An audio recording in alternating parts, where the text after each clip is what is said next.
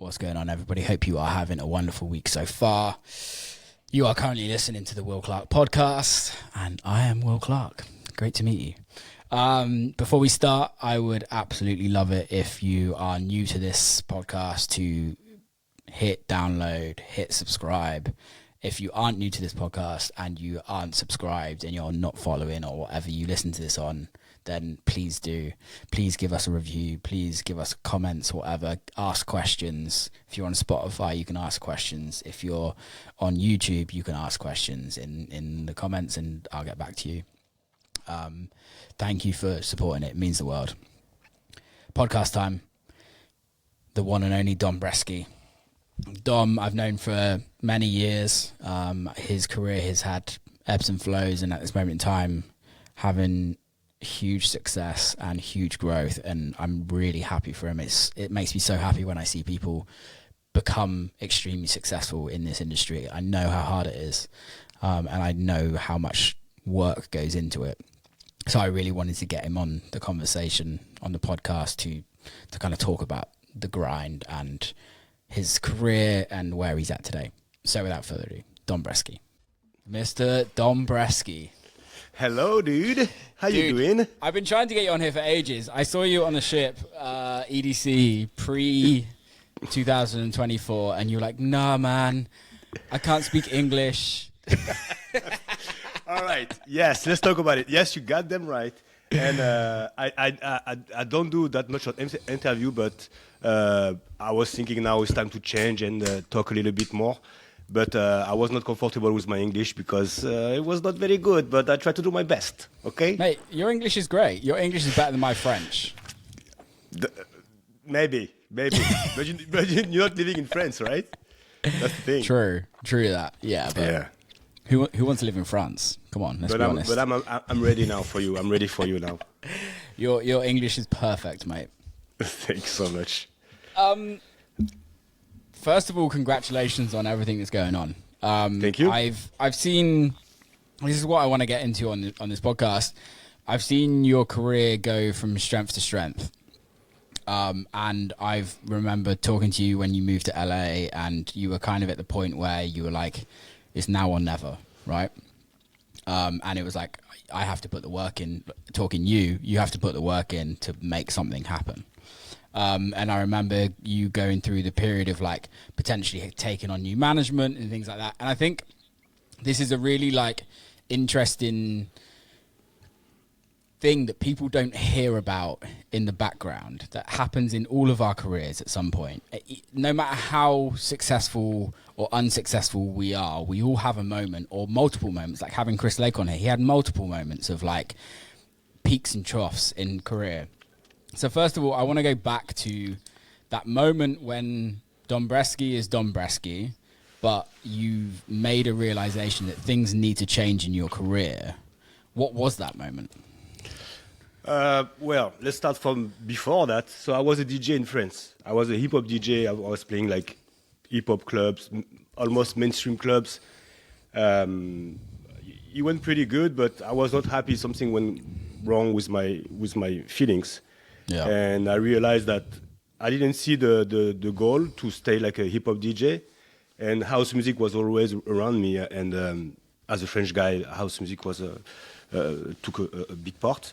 And I was like, yeah, let's start from the beginning. Let's start from the scratch. So in 2015, I decided to change my name and take Dombresky and start to produce house music because I didn't know how to produce before. Yeah, and I was really close with some good producer in Paris, so they helped me how to produce. I was a drummer too, so he helped a little bit. And then it went pretty fast. We were in Paris in the studio, and I was like, guys, we need to do some move. Like, and me and two friends of mine, Azar and my old manager, we decided to go to America. I have an agent because we need an agent to go to America. You need a visa to be able to work in America. So I already found an agent because I released a track with Chami on Confession, stuff like that. So it just bring the light a little bit on my project to help me to find an agent. And then I was like, let's go. Because you are right. Like I did a lot of stuff in France before, and it was very hard to make money and to be successful. And I always liked this country, America. I was like a lot of fantasy about this country. I was like, let's fucking go. Let's fucking go. Let's play the game. And I moved to Miami with no money at all. My sister helped me a lot with the first expenses. And we decided to move to Miami for a few months. I realized nothing happened in Miami back in the day. I'm talking about 2017. Yeah. I mean, there was like the nice scene, but as a DJ, like to become an artist, I realized really fast that it would be better to be in LA. And yeah, I moved to LA, and step by step, I was there. And but I think I'm here now. I feel like there was a point where I think it was like 2019, I was sat, I think it was in some it was near Seattle. It wasn't in Seattle, but it was like a town next to Seattle, which has the worst heroin problem in America. And we were playing a festival. I can't remember what it was called, but I remember sat down with you, and you were talking through you needing to make a change in Dombresky as a brand. Like, how do I rebrand this? How do I kind of change the look of Dombresky? How do I change the sound? How do I change my associations? And how do I build this into something that's really, really key to actually have success? Because there's levels of success in this industry, right? And I think a lot of people don't realize that you can look like you're a full-time touring artist, which you are, right? Which we all were at some point. But then there's full-time, and then there's actually making money. There's making, and I'm not saying we're all absolutely balling with money, but there comes a point when, okay, something connects, and it's important for sure. You start selling tickets, right? And things, and it's been really interesting to watch from afar of how you've done that. And I kind of want to go into that process of how have you gone from Dombresky wearing the glove that you and I know, right? Yeah, initially, sure. to where you're at now, where you're selling big shows out, you're doing multiple tours a year, your streams on Spotify, you're at 1.2 million monthly listeners, your Soul Sacrifices at 43 million streams, downloads at 16 million streams. Everything's doing really well, and that doesn't happen with luck. That's for sure. Luck helps, but it's a lot of work. And for sure, I consider myself as a how you can say artisan. I don't know how you can say that in English. I build myself very step by step. That's why my first my label calls process, because I really believe in the process, and for me that's very important. During all my life, I'm not reaching the goal. Everything is the process is very important for me, because we're living this life every day. So we have to appreciate what we're living today, right? I don't really care about the goal. What is important for me is to always growing up, always. Even slowly, I'm a passion guy, but I always said the same thing. I'm going like this, slowly but surely. And you're right. When I started, I didn't have the electronic music codes. I didn't really understand the electronic music because, like I said, I was a hip-hop DJ. And even if you love house music, unfortunately there is a lot of codes that you have to respect to be a part of this identity. And you were right. At the beginning, as a French guy, we love to dress we have masks, we have gloves, we have stuff. And then when I start to wear red gloves. Why? Because I wanted to make the difference. I wanted to say hey, I'm a new guy. I'm a good DJ, but also I have a brand with my gloves. It was not really important, but it was just a little thing, just to add on the brand. And people liked it. When I arrived in America, they loved it. Some people were wearing gloves when I was playing and stuff. That was fun. But then I realized I didn't really need it anymore. And the brand has to come from me personally. I don't need some artificial around me about the music and the persona. But yeah, also you were mentioning the management. Yeah, I tried like three different management in like in 6 years, 6-7 years, because it's the same. Sometimes you're building something with someone, and at some point, like you reach a point, and people cannot follow you anymore, and it's very complicated because you create like some friendship with some people. But at the end of the day, it's your life. That's my mojo. Like, it's your life, and you have to make some choice, even if it's hard. And it's important to be surrendered by good people. I really respect people who can keep their management for years and decades. That's great, good for them. That was not the point for me. But right now, I have a new management team again since 1 year, and I'm very, very happy, very happy. But sometimes you have to make some choice, and because people don't follow your visions and don't follow your motivation, have a lot of energy. You need a lot of energy in this world, and sometimes people cannot follow you, and you have to make some choice. Yeah. I think it's a really, really interesting point, because I think, first of all, how important do you think management are for you in your career? Very good question. At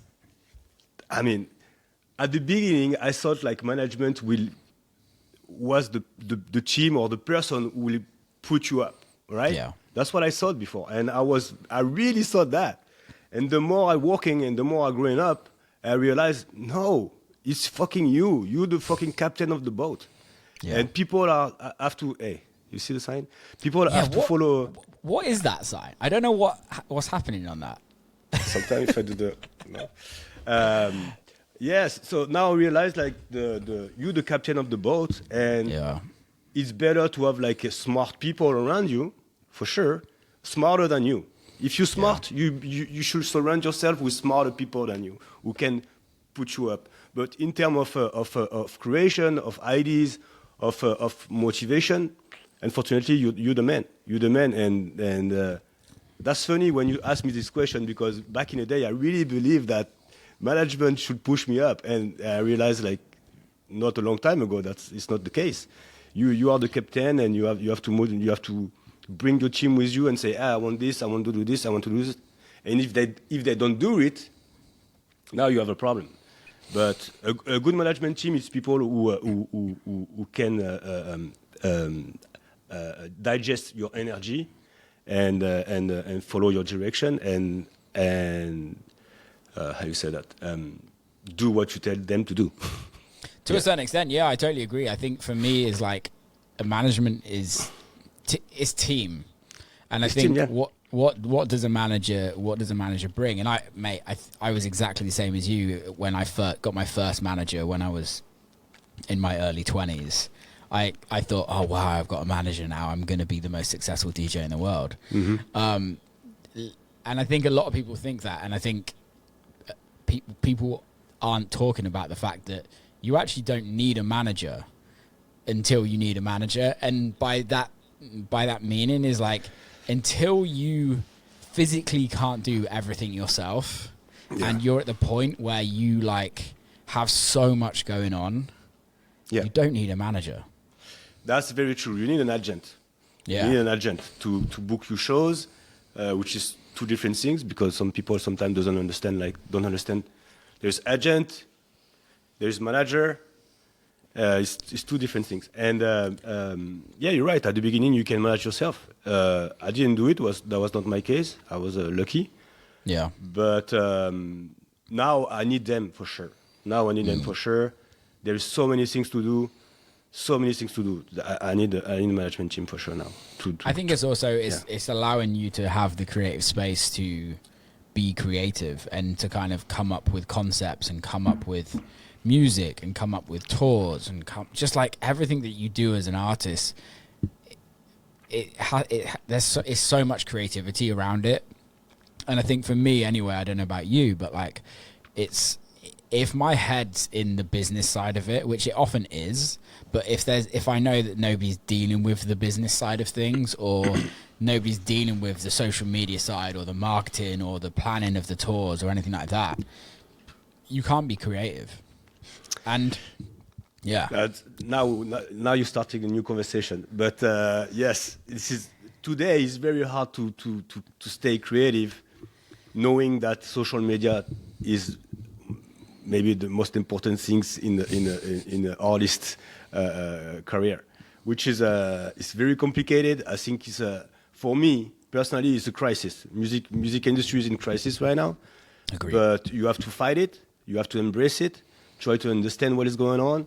Try to control it. But it's not that fun. It's not that fun because you're right. Like social media is a take too much importance right now. Have you sorry to butt in, but have you seen on that subject? Have you seen what James Blake has just literally like posted? I did not. No. So he's literally a smart guy. I know he posts something intelligent for sure. He was like, the brainwashing worked. Now people think music is free. Yeah. And he was like, and by the way, since it's cheaper to produce fast synthetic music to drop on streaming every week to capitalize on the strengths of the model, watch how the model is preparing you for AI generated music and pays musicians nothing at all. And then he goes into, if we want quality music, somebody's going to have to pay for it. Streaming services don't pay properly. Labels want a bigger cut than ever and just sit and wait for you to go viral on TikTok. TikTok doesn't pay properly, and the touring is getting more and more expensive for most artists. It is very true, but since it's my life, I prefer to stay positive. Even I'm not stupid, and I can face the reality. And yeah, it's right. What I like to say right now is like music. Are you ready for that? Music is a tool. Yeah, it's a tool now. You use music, and thank God I'm a DJ. I'm not a singer. I'm not like a drummer. I'm not like a musician. I mean, a live band musician, because I can tour. You just called yourself out saying you're not a musician. I mean, I'm a DJ. I'm not a live band musician. I know what I'm talking. I was a drummer for 10 years, so I'm a DJ. I'm really like pragmatic. It's I play music. That's cool. 100%. But yeah, music for me today is a tool. You use music to be able to tour, and the rhythm of release changed a lot. And now we are March 2024 right now. Maybe in 2 months it's going to change, right? Yeah. But today, I know you have to release or you are a super big artist, which I'm not.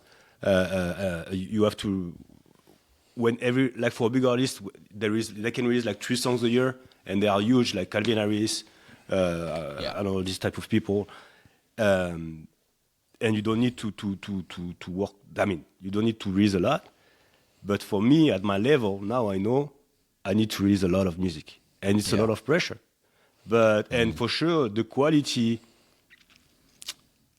I try to still make good quality music for sure, but you agree with me. There's so many releases right now, it's out of control. Even me as a customer, because I love music, I don't know what is going on. It's very hard for me to follow what is going on. And I'm talking about like mainstream people, because I try to stay connected with the electronic music for sure release, because that's my job.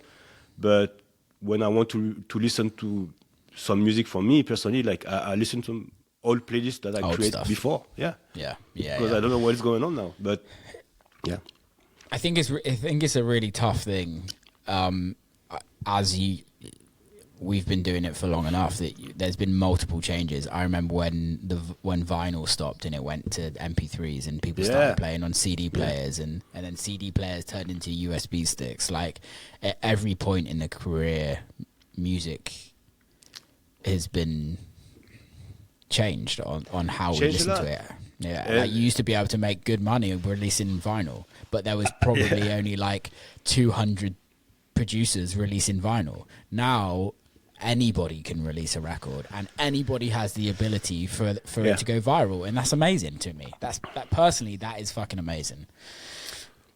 Yeah.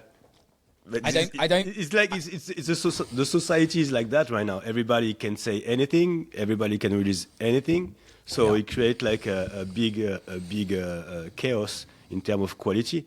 But I like to compare like music industry with movies industry.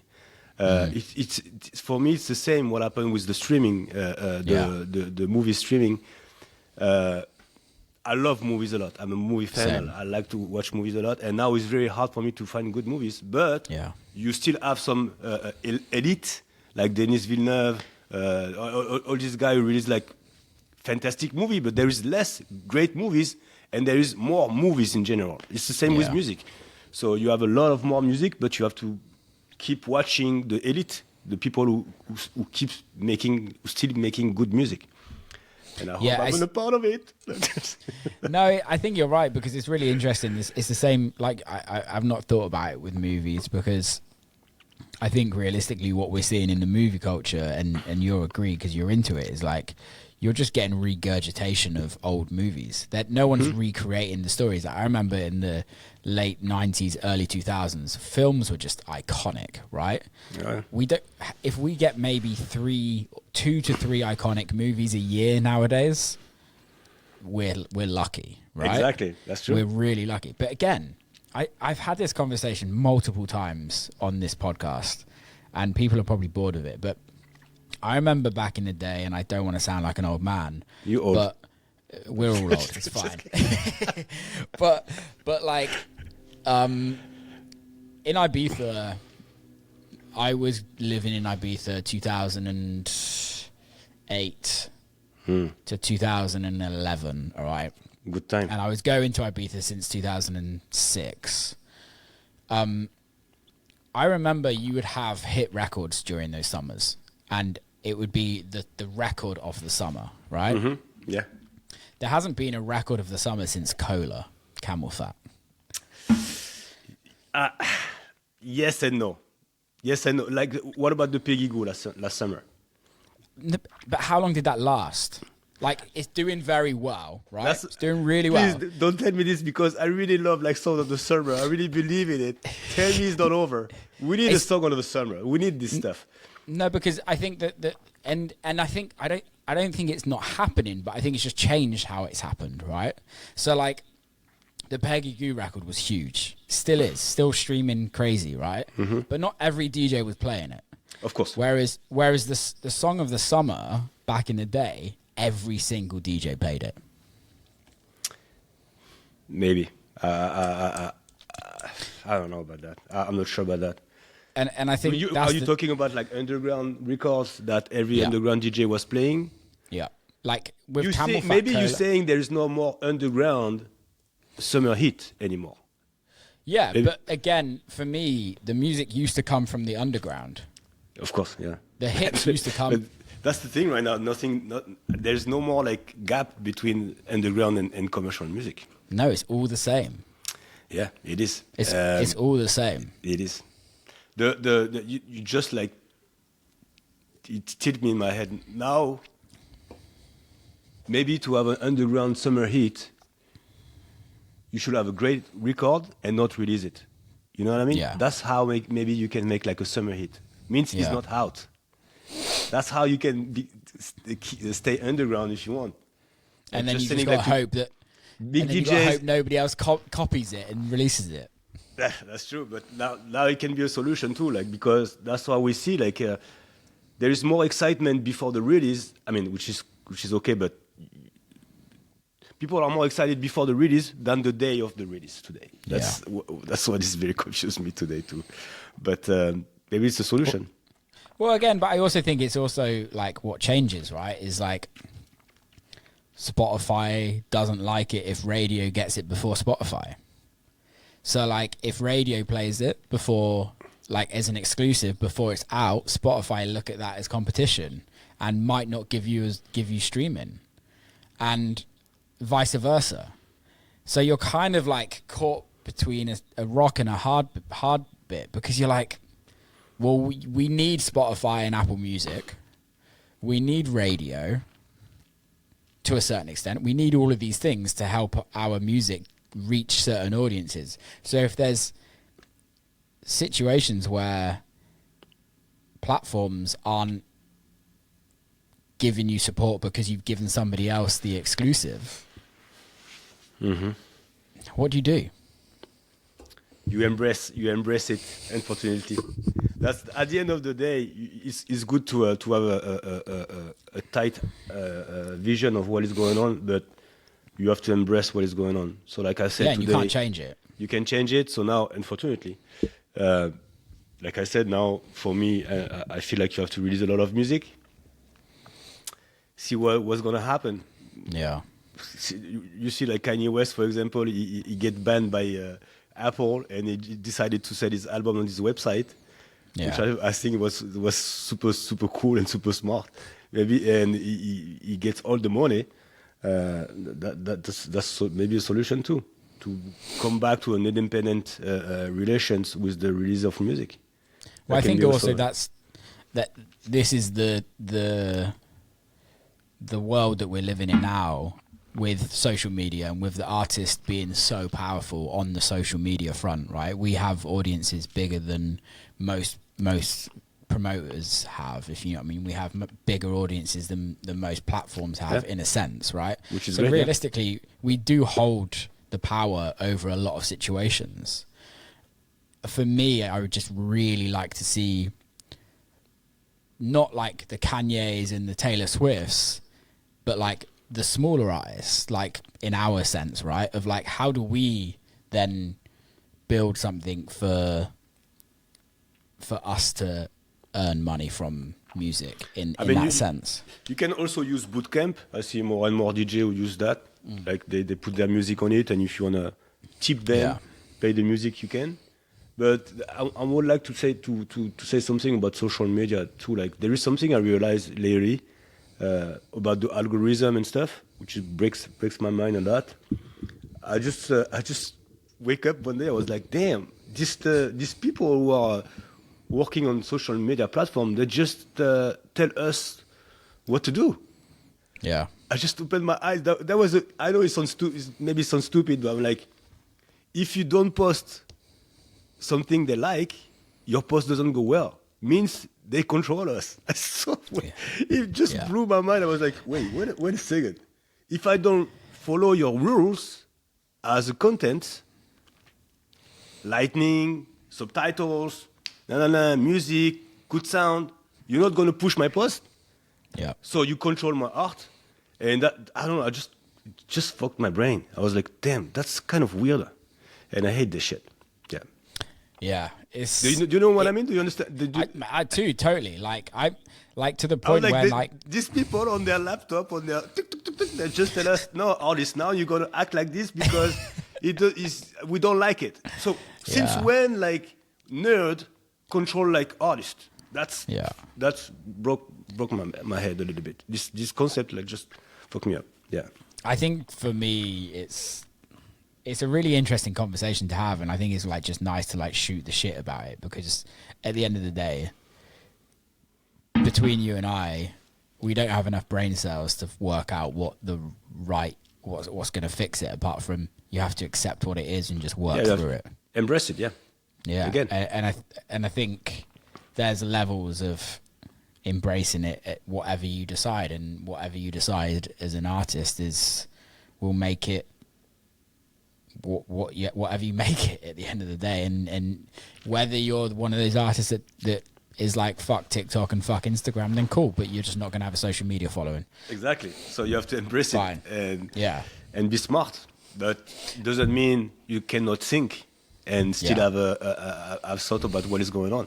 For sure. And I think also different things work for different artists, right? There's multiple artists out there, like even like Chris Lake, right? For example, he posts probably once every other week to a certain extent, and it works for him. There is some edit, and Chris is a part of it. To be honest, he's one of the most talented producer, and he doesn't need it, and good for him. It's good for him. That's amazing. Yeah. He's not a lucky guy because he worked hard. But his music talk to himself, and that's fine. But like I said, it's edit. It's like a great movies director. They don't need to release like multiple like movies. They release one movie a year, and they are great.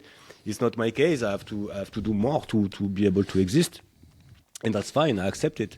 But yeah, they are edit, which is great. But we are not the same level. Yeah. Is that the goal? A goal. Listen, I just want to be happy, do what I like.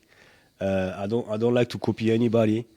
Like I said, it takes me time to exist, and you still have to work hard at some point. But if you ask me today, I'm very happy with where I am and what I do. I'd challenge that though to a certain extent. To what? I would challenge that to a certain extent because you're happy with where you're at. But if I said in 5 years' time there's been zero growth, but you're still where you're at, you wouldn't be happy. Of course. So I think there is a goal. There's a goal, but it's funny because it's ongoing. It's always the hardest question. What do you want? What do I want? I want to be able to do what I like. I want to be able to make music. I want to be able to play because I'm a DJ. That's why I am.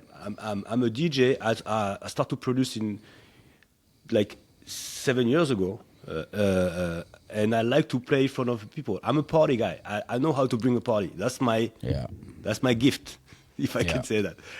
I like to bring a party. I know how to read a crowd. That's my thing. Now, in terms of music, I know I have to make a lot of effort. And yes, my music can grow up. Yes, you're right. My music can be better. Yes, for sure. Yeah. My music can be better. That's something I can do. Yeah, for sure. I guess, what does making your music better mean to you, though? I think there's a secret sauce, like to make like big songs. I'm not sure I have it yet because my vision for a track works for me, but maybe it doesn't work for the world, and which is fine. And like I said, it's going to take me more time to understand this music world. And if people like what I do, that's fine. But you can always do better. You can maybe your mix can sound better. Your master can sound better. You can have a better singer. You can have a better instrument. Everything can be better. I'm really interested into like my goal in terms of music will be like I love singers. I love even if I'm a club DJ. If I have to, when I release music, right now I'm going to focus on like songs. I want to make songs. I like songs. Like I like vocals. And for me, maybe find like some. I know you release like more like vocals music lately, and it's great. That's one of my goals. Working with good singers too. I guess all my music before, for the people who don't really know, it's all about samples. I just cut vocal chops, and now I will focus more on like try to create like songs, club songs. I like that. I respect that a lot. I've got a lot of time for that. I guess when you say you want your records to be more worldwide,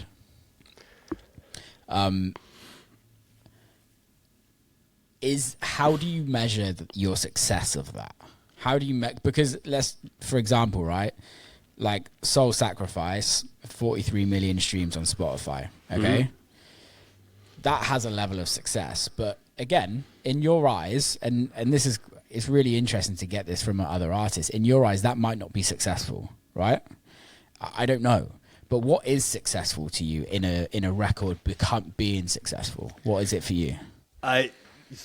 Thanks for mentioning Soul Sacrifice because for me, I'm so happy. I'm like now when you say it like that with the streaming numbers and stuff, and I realize like people are still playing this song. I don't want to sound like I don't know the name in English, but like big head people. But for me, that's the perfect songs.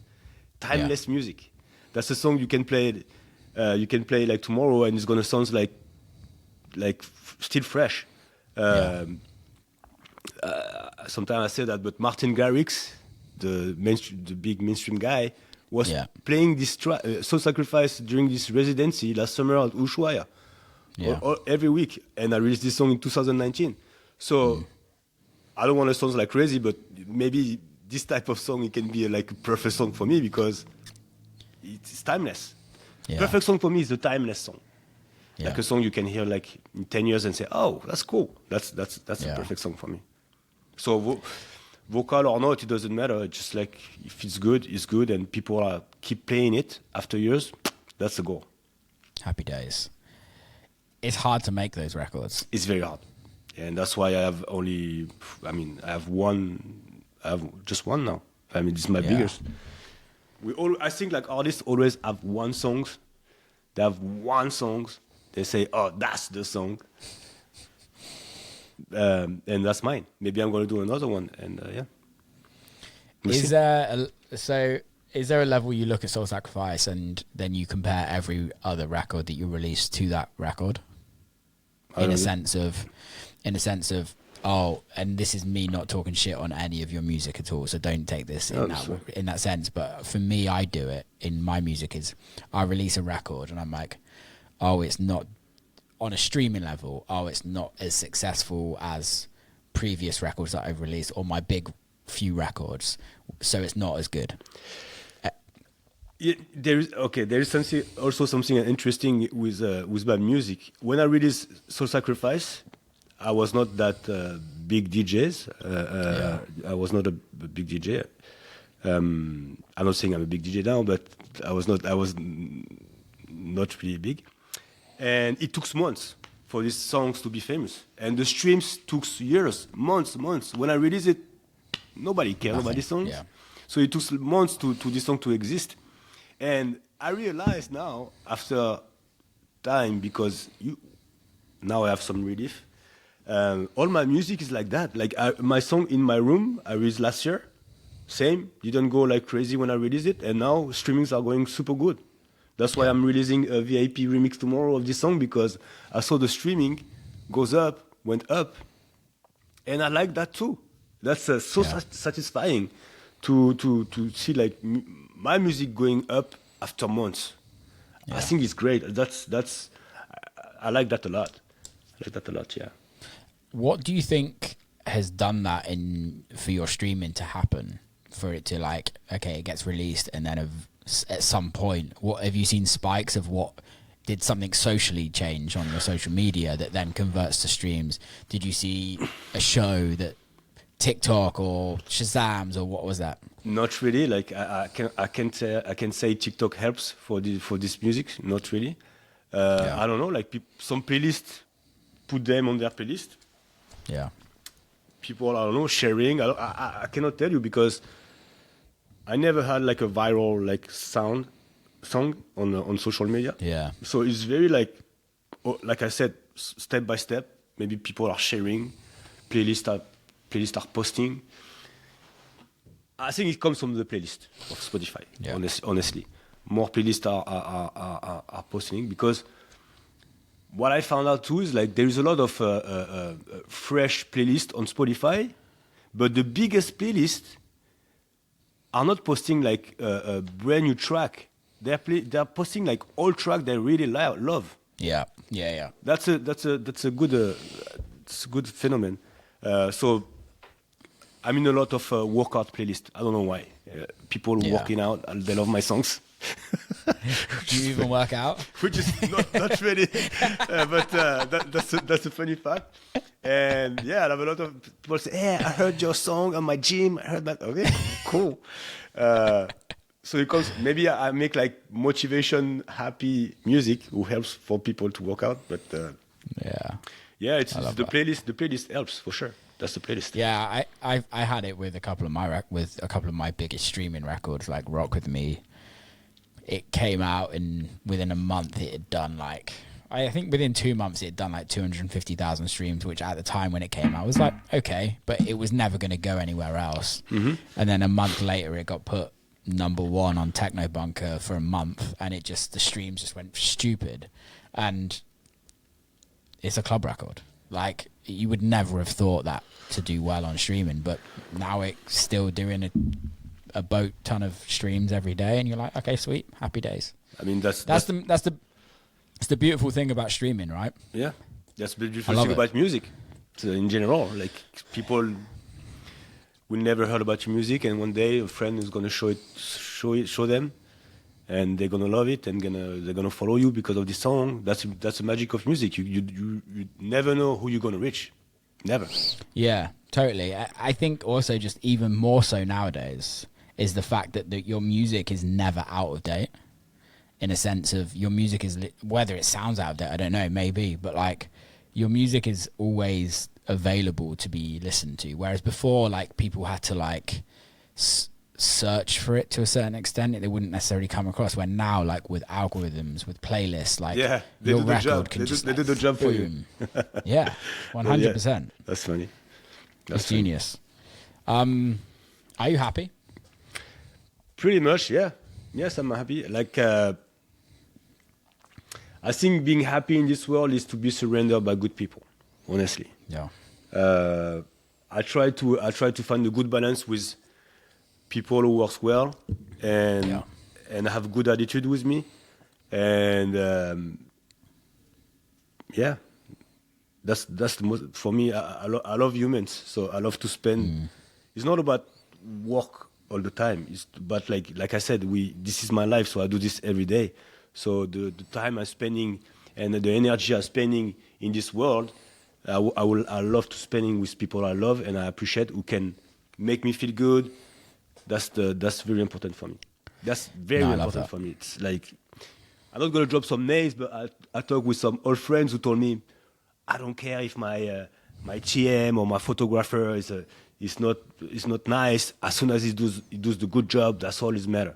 I'm like, I agree, but not really agree with you. I prefer to have like something very nice who do like an okay job than to have like the best photographer in the world who's a fucking asshole. Yeah, that's my mojo for me. No, I love that. There comes a point in your life when you have to, like, especially where you're at this moment in time, you have to invest in your career. We always have to invest in our career. Now you travel with a TM, you travel with a bunch of photographers, videographers,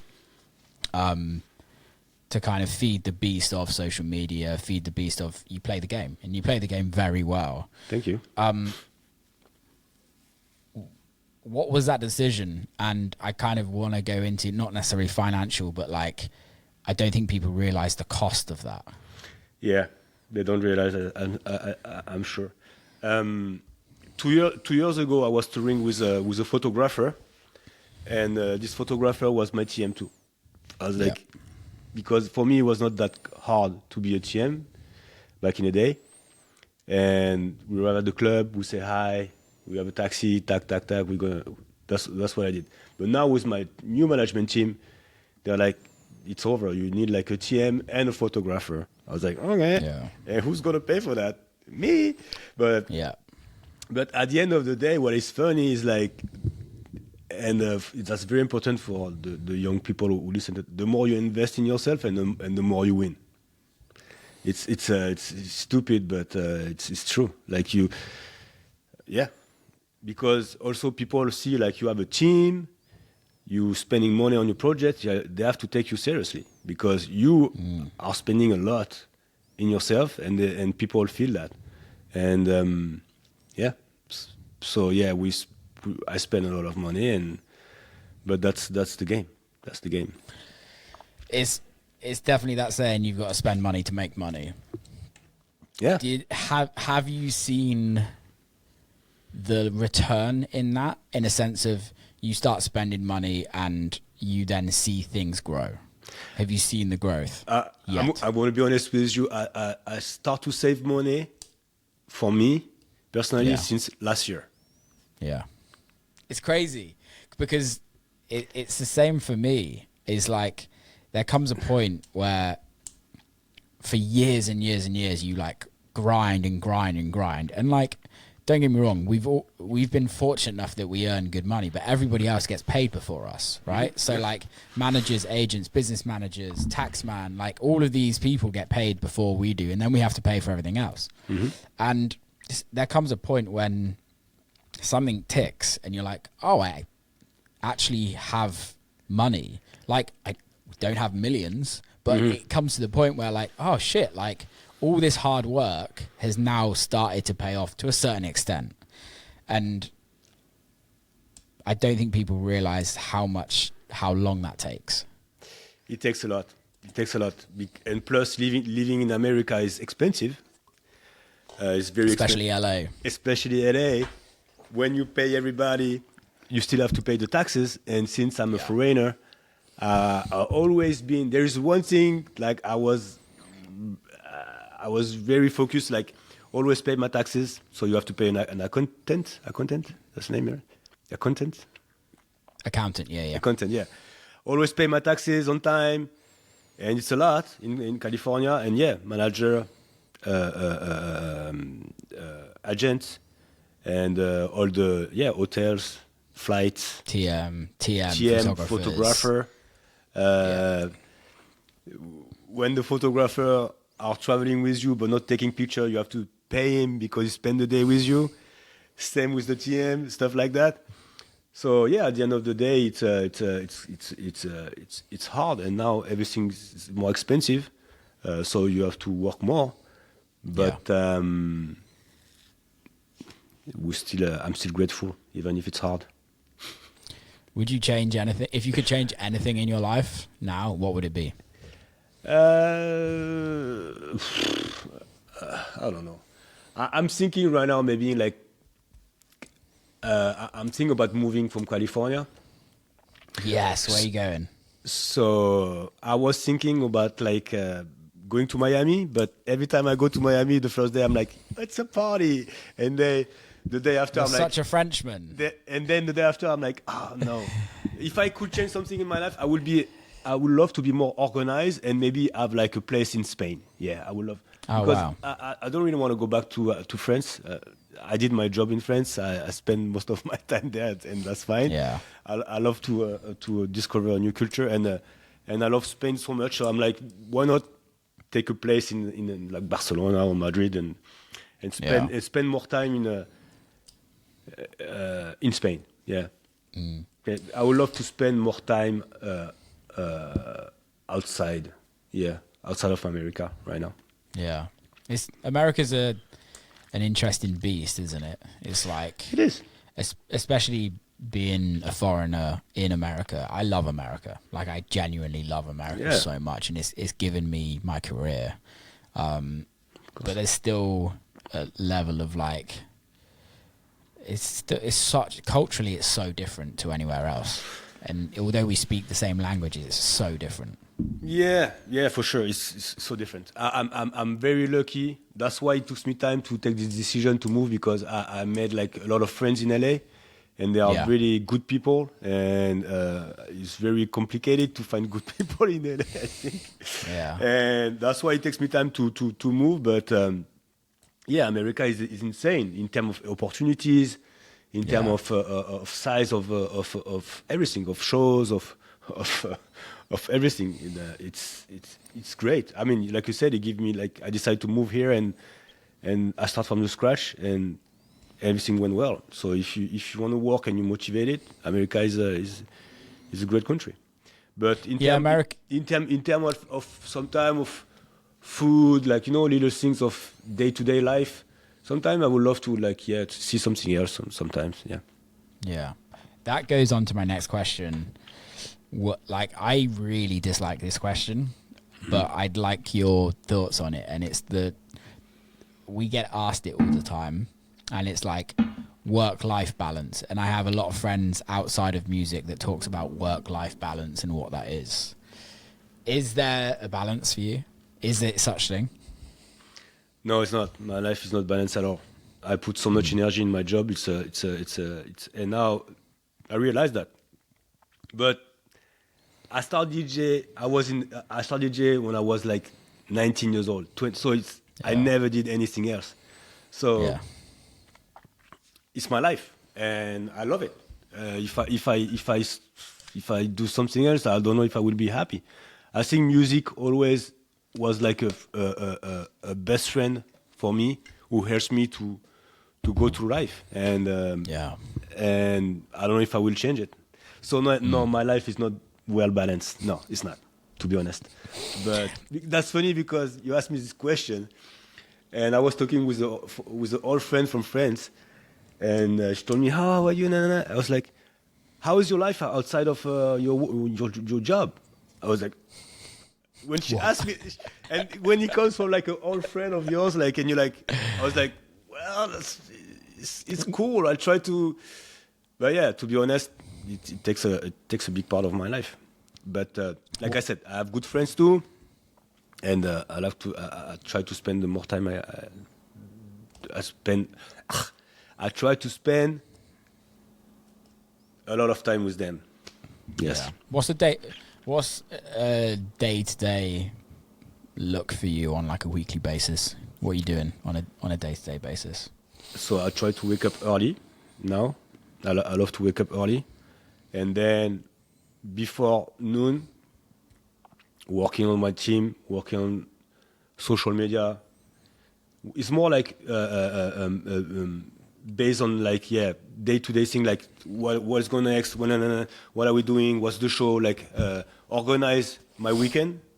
And then on the afternoon, I'm focusing, because what is funny in LA, since we are the last one in the world in terms of time. Yeah. So at afternoon, like nothing happens. So afternoon, I'm focusing on music, making music, talking with my team about music, listening to some music. So yeah, before noon is more like office works, and afternoon is like more artistic work. Yeah.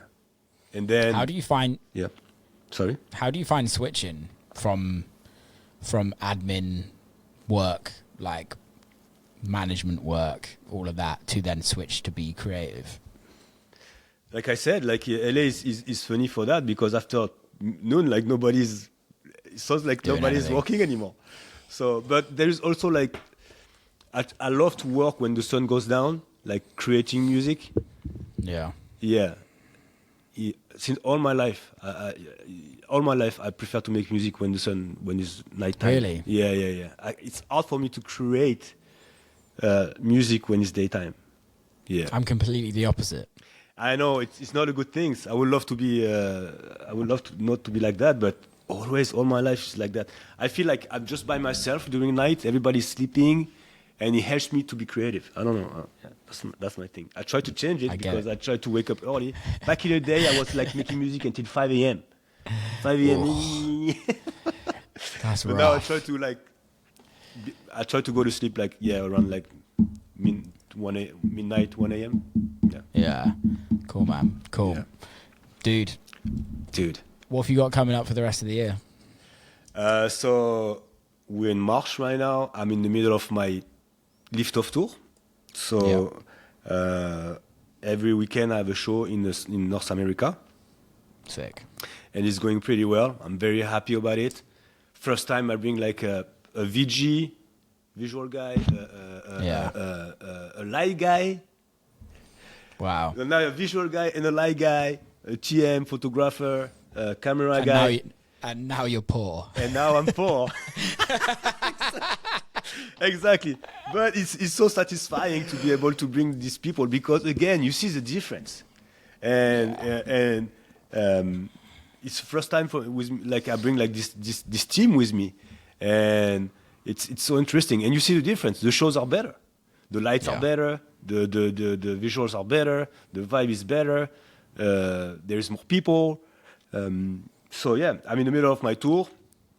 I think going back to that, I think it's really interesting though, because it sounds really controlling, but when you have a vision as an artist and you can control every parameter, from the lights, the visuals, how the videographer shoots the videos, how the photographer shoots the photography, how the TM runs the show, like how the tech does the tech, to the extent of like how the promoter sells tickets, how the artwork is on the flyers and the posters. I think when you can control everything, you have the ability to make it so cohesive that getting your brand across and getting you as an artist across is so much easier translated to the fan. Yeah, that's true. And that's when the management team can help to find these people. Because I did try some people and it didn't work. And it takes time to find people you love to work with. And now I have this team. So like I said, yeah, I'm in the middle of my tour and it's going great. And you say like the vibe is different because you know you have control of every aspect of the party. Yeah. And that's so interesting. And so, yeah, and then this summer I'm going back to Europe. Now, which is also a funny fact, as a French guy, I just start to play in Europe now. Ibiza, France, Spain. That's a goal for me too. Like you were mentioning goals before. I would love to play more in Europe, more in South America too. Yeah, I'm going to do all the Lollapalooza tour in South America in 2 weeks with Chile, Argentina, Brazil. I'm very excited about that. So yeah, the next for me is like discover like new and try to implant myself in a new continent, countries. And then I also have like Disco Dome, my alter ego, the pimp, if I can say that. Fuck's sake. And I have Disco Dome, like so for the people who doesn't know, like it's a side project when I play only disco, also disco house, and same. I try to bring a party, so I have dancers. Try to change the clubs where I'm playing. Yeah. And it's going. People seems to like it a lot, and I personally love it. I have so much fun with that. So when I finish my Dombresky tour, I'm going to switch to Disco Dome. Nice. It's kind of a little bit psychotic, but it's very fun, and I'm so happy about this. It makes me feel so happy to have this side project. It's such like a fresh air in my life, and I'm going to release some music with Disco Dome too, maybe an album. Cool. Yeah. Nice. And then Europe this summer. And so I just want to go back to that side project with Disco Dome. Mm-hmm. We all put pressures on ourselves as artists, right? Having Disco Dome as a side project, right? Do you put as much pressure on yourself for it to be successful? Not at all. Not at all. I fucking love that. Not at all. Love that. That's the thing, bro. That's what this makes me feel so happy. I have no pressure at all. I don't need it. Yeah. I just do it for fun. It's so cool. And I did it for fun. The first set of Disco Dome was a mistake. I was playing in 2021 in EDC Las Vegas. I had like 5 sets, this Dombresky, and the last one, and the last one I was like, bro, I cannot play another set. Like I'm gonna turn crazy. And it was like a pool party at the camp, okay? Yeah. And I swear to God, this idea come from the sky. I was like sitting, and I was like, why I should do a disco set from nowhere? Because I'm not like, I love disco, funk, it's a part of my life, but I'm not like a huge fan of the disco. Like, I'm not listening to disco every day. But I don't know. And since I have like folders of discos from my old life back in the day in France, I was like, I'm ready. Let's do a disco set. And I did the disco set at the DC camp, and it was insane. And people lost their mind. I was like, oh shit, there's something here, but no pressure. So after 4 months of the show, we decided to do like a secret party in LA at Kiss Kiss Bang Bang. Same. Yeah. Everybody's so excited. Then at the second time, I'm like, this is interesting. And then step by step, the next show was a Fool's Gold show at Miami Music Week last year with a track, same big party. And then we're like, let's do a small tour for fun. And we decided to do like LA, New York, San Francisco, and Miami. Not like big stage, like 500 capacity clubs. Yeah. We sold out in one day. I announced it. I sold out the tour in one day. I was like, what is going on? And it was just a mistake. And now, and because of this tour, I was like, let's do some music. And we decided to release this EP. And I saw like yesterday, Denis Sultan just played the song of Disco Dom, and Patrick Topping just played a song of Disco Dom, which is crazy, which is insane. Patrick Topping, like my fucking, I love this guy so much, and that's funny. Like these people play like Disco Dom music, and Disco Dom, no pressure, just fun. Like I said, I have this idea to release an album, and you know why it's gonna happen? Because I don't have pressure at all. And it's gonna happen. It's gonna be huge, and it will be huge because you don't give a fuck. I don't give a shit. Like I don't even check the streams of my EP. I don't know. I don't even know like how many people listen to my EP, like of Disco Dom. Yeah. I don't even know. But knowing that Denis Sultan and Patrick Topping play my song just makes me feel happy. That's what I did. It's fucking cool. And it's so cool. So love that, man. It's very cool to have like a side stuff when you have no pressure and just enjoy it. And also disco is funny. Like seeing like it's a different vibe, right? Disco is a different vibe when you're playing in a club. Completely different. Club, changes the atmosphere. The bodies, the faces are not the same. People are dancing differently. They are smiling differently. Something is happening. Disco is sexy. It's like something. It brings something to the body. Yeah. Well, I think also it appeals to a different audience, and I think it appeals because it's friendlier music. I think you have more women that enjoy disco in a club environment because it's a lighter atmosphere. It's not as dark. It's not as like aggy in your face, which makes, when you've got more women in a club, it makes the atmosphere way better, just generally, because they're kinder. They're just nicer people, generally. So and the groove, the live instrument. Yeah, it's I love it. It's hot. Love it. Hot and sexy. Dude, let's wrap it up. We've just done an hour. Thank you so much for coming on. How can people follow you? How can people get involved with all of your projects? Man, follow me on the road.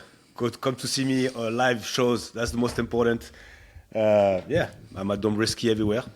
And don't forget Disco Dom. Now he's retired in Hawaii, where he's coming back soon.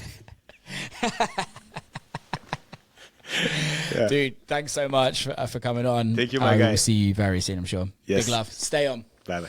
And that is a wrap. Big love to everybody listening. Big love to Dom for coming on. Please hit subscribe. Please review. Please share it with your friends. Keep safe. Till next time, people.